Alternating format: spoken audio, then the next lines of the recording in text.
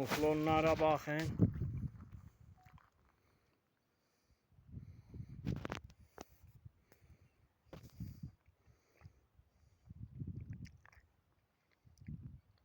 Muflonlar.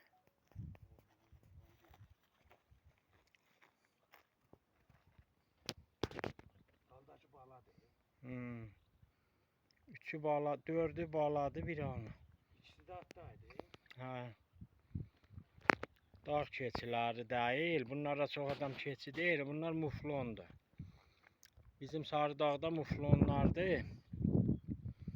Maşallah artıbdı.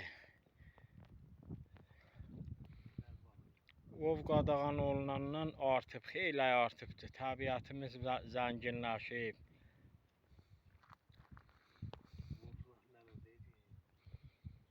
İkisi baladı, üçü. Hə.